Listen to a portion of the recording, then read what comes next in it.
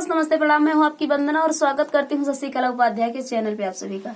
आज हम लोग लेके आए हैं बहुत ही प्यारा कहाँ रहुआ गीत। कैसे लगेगा कमेंट में बताइएगा। कहाँ रहुआ नाच गीत है, बहुत ही सुंदर नाच गीत है। आशा करती हूँ ये गीत आप लोग को पसंद आएगा। अगर पसंद आएगा तो प्लीज इनके चैनल को लाइक, सब्सक्राइब, कमेंट जरूर करिएगा और ढेर सारा प्यार आशीर्वाद दीजिएगा। तो चलिए गाना सुनते हैं।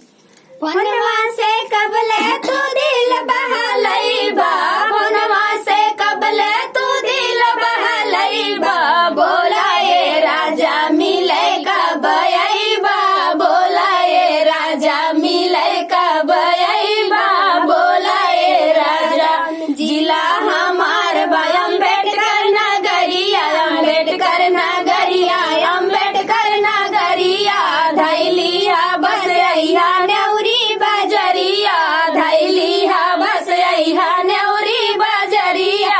दुलौपुर के टेम्पू तत्काल तू पैबा, दुलौपुर के टेम्पू तत्काल तू पैबा, हे राजा मिले कब अइबा, बोला ये राजा मिले कब अइबा, बोला ये राजा मिले कब अइबा, बोला ये राजा। गौड़ाही घाटा रफीगंज बजरिया, गौड़ाही घाटा रफीगंज बजरिया, रफीगंज बजरिया हो रफीगंज बजरिया।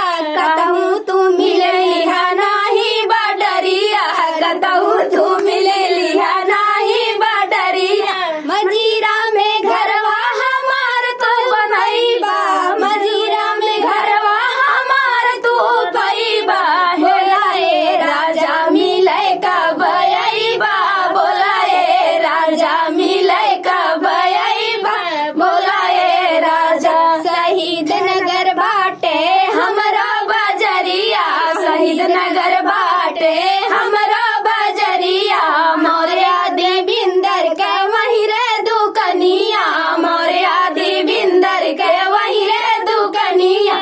केहू ऐसे पूछ लिहा होई जदरिया, केहू ऐसे पूछ लिहा होई जदरिया, बोला ये राजा मिले अइबा कहिया, बोला ये राजा मिले अइबा कहिया, बोला ये राजा।